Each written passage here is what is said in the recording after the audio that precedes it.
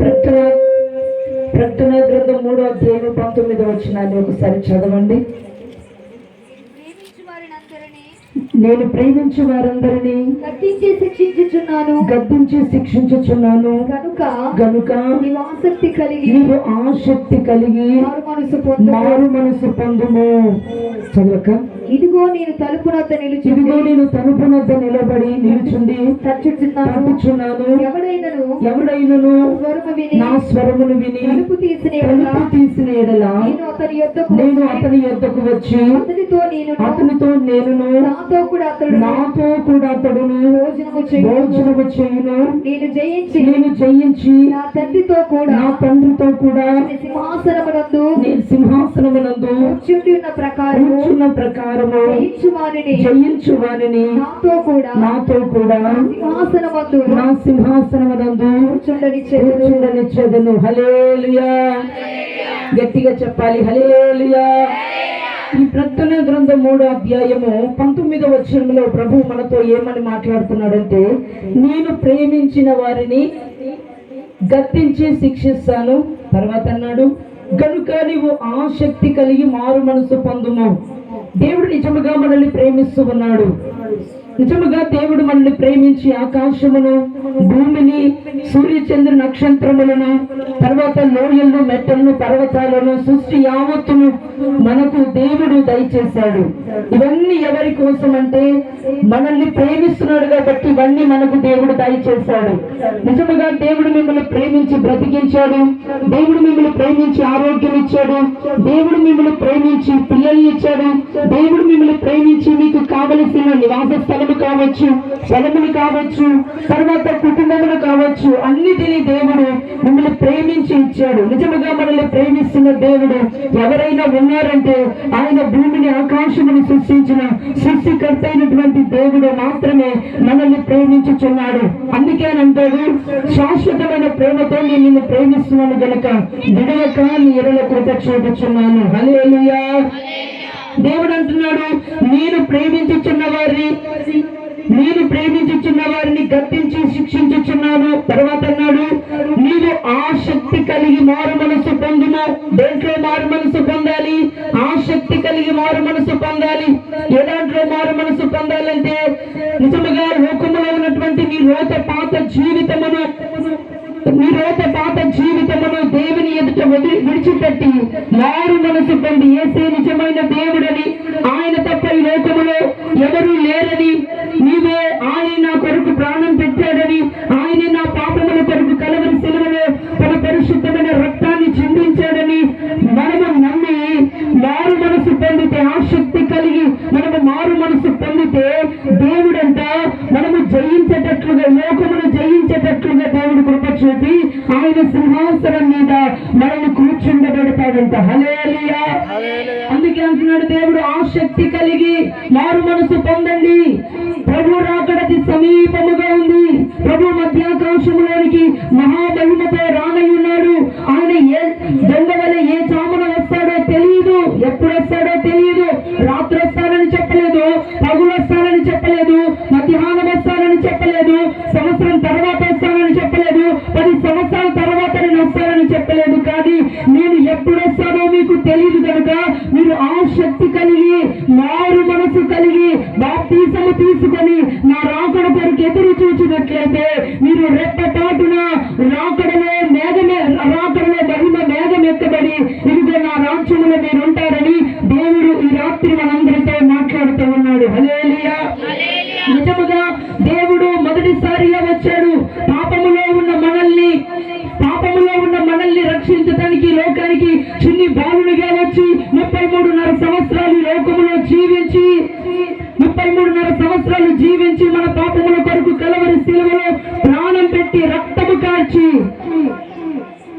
మన కొరికే మరణించి ఆరోహణమే వెళ్ళిపోతూ చెప్తూ ఉన్నాడు. ఏమంటున్నాడంటే, ఇదిగో నేను మీ పాపములు క్షమించడానికి లోకానికి వచ్చి మీ కొరికే మీ పాపము నా మీద వేసుకొని, మీ అతిక్రమము నా మీద వేసుకొని, మీ దోషము నా మీద వేసుకొని, నేను గొర్రె పిల్లనై లోక పాపములు మోసుకొని పోయి దేవుని గొర్రె పిల్లనై ఇదిగో మీ పాపములన్నిటి నా మీద వేసుకొని నేను నా రక్తము చేత మీ పాపములన్నిటిని కలిగి ఇదిగో ఇదిగో నేను చనిపోయి ఆరోహణమై వెళుతూ చెబుతూ ఉన్నాను, ఇదిగో నేను మరలా వస్తాను, మరలా రెండవ రాకడలో మరలా వస్తాను, రెండవ రాకడలో వస్తాను. ఇదిగో మీ కొరకు స్థలము సిద్ధపరచ వెళ్ళుచున్నాను, నాతో కూడా మీరు ఉండులాగున మరలా వచ్చి మిమ్మల్ని తీసుకొని వెళ్ళిపోతాను. కనుక మీరు మారు మనసు పొంది, ఆసక్తి కలిగి మారు మనసు పొంది మీరు సిద్ధపాటు కలిగి ఉండండి.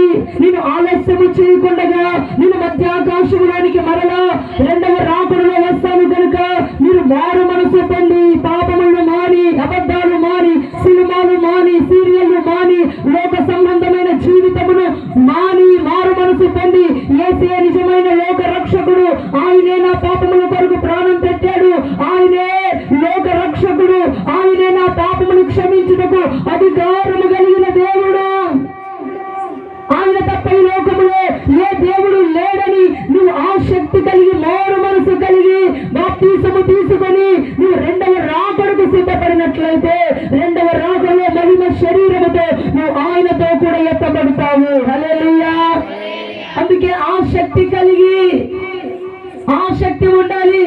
ప్రభువా నా కుమార్తెలు ఎత్తబడాలయ్యా, నా కుమారులు ఎత్తబడాలయ్యా, నా భర్త ఎత్తబడాలయ్యా, నా భార్య ఎత్తబడాలయ్యా, నా అన్నదమ్ములు, నా అక్క చెల్లెళ్ళు, నా ఇరుగు పొరుగు వాళ్ళు, నా బంధువులైనటువంటి వారు ఎవరు నశించిపోకూడదయ్యా, నరకానికి వెళ్ళిపోకూడదయ్యా. నువ్వు నిజమైన దేవుడవయ్యా, మా పాపముల కొరకు ప్రాణం పెట్టిన దేవుడవయ్యా, నువ్వు ఎత్తబడాలయ్యా, నువ్వు నీ రాజ్యంలో నీతో కూడా ఉండాలయ్యా అనేటువంటి ఆసక్తి కలిగి మారు మనసు పొంది బాప్తిసము తీసుకొని రాకడకు ఎవరైతే సిద్ధపరచబడతారో వారు దేవుని రాజ్యములో యుగ యుగములు యుగాంతముల వరకు దేవునితో కూడా మహిమ కలిగిన రాజ్యములో ఉంటారు. హల్లెలూయా.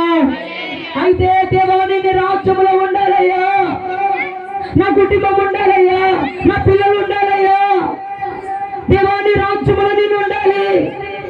కనుక నాకు మారు మనసు దయచేయి, నా పిల్లలకు మారు మనసు దయచేయి, నా భర్తకు మారు మనసు దయచేయి, నా బంధువులకు మారు మనసు దయచేయి. నిజముగా ఏ జామున దొంగ వలె దేవుడు వస్తాడో తెలియదు, ఈ రాత్రి వస్తాడో తెలియదు, రేపు వస్తాడో తెలియదు, ఈ వారంలో వస్తాడో తెలియదు, ఎప్పుడు వస్తాడో తెలియదు. ఆసక్తి కలిగి నువ్వు మారు మనసు కలిగి బాప్తిసము తీసుకొని రాకడకు సిద్ధపడినట్లయితే దేవుడు రాకడలో నువ్వు ఎత్తబడేటట్లుగా, నీ కుటుంబం ఎత్తబడేటట్లుగా, దేవుడితో యుగ యుగములు దేవుని రాజ్యములో ఉండేటట్లుగా దేవుడు కృప చూపుతాడు. హల్లెలూయా. దేవుడు మనల్ని ప్రేమించి మన పాపముల కొరకు మరణించిన దేవుడే మరలా ఆయనతో మనం ఉండేటట్లుగా, ఆయన రాజ్యములో మనం ఉండేటట్లుగా ఆయన మధ్యాకాశంలోనికి రాబోతూ ఉన్నాడు. నమ్మండి, ఆయన మధ్యాకాశంలోనికి రాబోతూ ఉన్నాడు. నమ్మి ఆసక్తి కలిగి నిజమైన దేవుడిని ఆసక్తి కలిగి మీ పాపమును ఒప్పుకొని పశ్చాత్తాపడి మారు మనసు కలిగి బాప్తిసము తీసుకున్నట్లయితే ఆయన రెండవ రాకడలో ఎత్తబడితే విడవబడవు.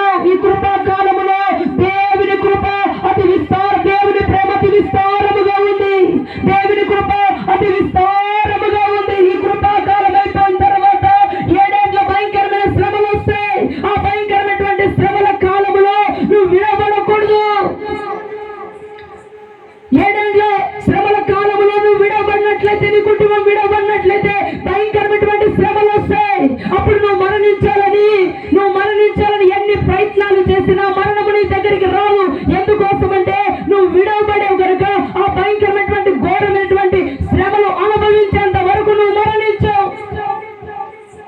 ఆ యొక్క శ్రమ కాలములో 7 ఏళ్ల శ్రమల కాలం అయిపోయిన తర్వాత ఇదిగో తీర్పులోనికి వచ్చిన తర్వాత నువ్వు అగ్నిగుండానికి వెళ్ళిపోతావు.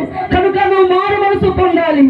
మారు మనసు పొందకపోతే భయంకరమైనటువంటి ఉగ్రతకు నువ్వు గురైపోతావు, భయంకరమైనటువంటి నాశనానికి గురైపోతావు, అగ్ని ఆరని పొరుగు చావని అగ్నిగుండానికి గురైపోతావు. మారు మనసు కలగాలి, దేవుడు ఉన్నాడని మనసు మార్చుకోవాలి. ఒక తల్లిదండ్రులకు ఒకటే కుమారుడు ఉన్నాడు, ఒకటే కుమార్తె ఉందంట. ఎంతో చక్కగా చదివించారు, ఎంతో అందముగా ఉంది, చూడ చక్కగా ఉంది. నా కుమార్తె బాగా చదువుకోవాలి, నా కుమార్తె బాగుండాలి, నా కుమార్తె ఉన్నత స్థితిలో ఉండాలని ఎన్నో కొండంత ఆశలు కలిగి కుమార్తెను పెంచి పెద్దగా చేసి చదివించి ఒక స్థానంలోకి వచ్చిన తర్వాత ఎవరినో పనికి మాలిన వ్యక్తిని ప్రేమించిందంట. త్రాగుబోతోని, గూండాని, రౌడీని ప్రేమించిందంట. ప్రేమించి ఇదిగో చిల్లరగా తిరిగేటటువంటి ఒక వ్యక్తిని ప్రేమించి అంటుందంట తల్లిదండ్రుల దగ్గరికి వెళ్ళి, నానా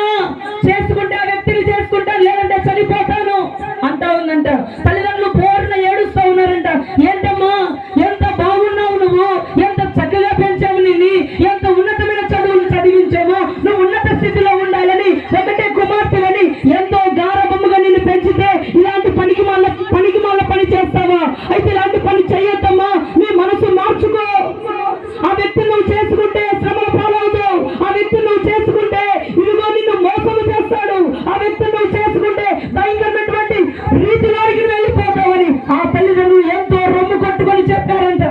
చెబితే వినకుండగా రాత్రి తల్లిదండ్రులకు చెప్పకుండా అబ్బాయిని తీసుకొని వెళ్ళిపోయిందంట. తీసుకొని వెళ్ళిపోయిన తర్వాత 3 కుమార్తెలు పుట్టారంట. 3 కుమార్తెలు పుట్టిన తర్వాత చెప్పకుండా ఆమె ప్రేమించినటువంటి ఆ వ్యక్తి చెప్పకుండా పరారైపోయాడంట. వెళ్ళిపోయిన తర్వాత మౌర్ణ ఏడుస్తోందంట. అప్పుడు ఏడుస్తా ఉందంట, నా తల్లిదండ్రుల మాట నేను లేదే, నా తల్లిదండ్రులు చెప్పిన మాట నేను వినకుండా మనసును మార్చుకోకుండా ఇదిగో నన్ను ప్రేమించాడు, నన్ను ఇష్టపడాలని చెప్పి ఇదిగో ఈ వ్యక్తి మాట విని నేను వస్తే నన్ను మోసం చేసి వెళ్ళిపోయాడని ఏడుస్తూ 3 పిల్లల్ని తీసుకొని వెళ్ళి ఇదిగో ఏ మకం పెట్టుకొని నేను నా తల్లిదండ్రుల దగ్గరికి వెళ్ళాలి, ఏ మకం పెట్టుకున్న గ్రామానికి వెళ్ళాలి, ఏ మకం పెట్టుకున్న స్నేహితులకు నా ముఖము చూపించాలి, నా బంధువులకు నా ముఖము చూపించాలి, నా ద్వారా నా తల్లిదండ్రులు ఎంతో అవమానం పొందారు అని చెప్పి నన్ను మోసపోయారని చెప్పి 3 పిల్లల్ని తీసుకొని వెళ్ళి ఒక నదిలో మునిగి చనిపోయిందంట. హల్లెలూయా చెప్పాలి గట్టిగా, హల్లెలూయా. మనసు మార్చుకోవాలి. దేవుడు మన పాపముల కొరకు మరణించాడు, మన కొరకు 12 గుమ్మములతో కట్టబడిన పరలోక రాజ్యాన్ని సిద్ధపరచుచున్నాడు కనుక ఆయన మళ్ళా మధ్యాకాశములోనికి మరలా మన కొరకు రాబోతూ ఉన్నాడు. రక్షించిన మననే, మారు మనసు పొందినటువంటి మనల్నే తీసుకొని వెళ్ళడానికి మధ్యాకాశములోనికి రానై ఉన్నాడు. కనుక అందరూ ఆసక్తిగా మారు మనసు పొంది బాప్తిసము తీసుకొని ప్రభు రాకడకు సిద్ధపడినట్లయితే నీవు యుగమును దేవుని రాజ్యములో ఉంటావని దేవుడి రాత్రి మనతో మాట్లాడుతూ ఉన్నాడు. అందుకే మనము చదివినట్లయితే 2 పేతురు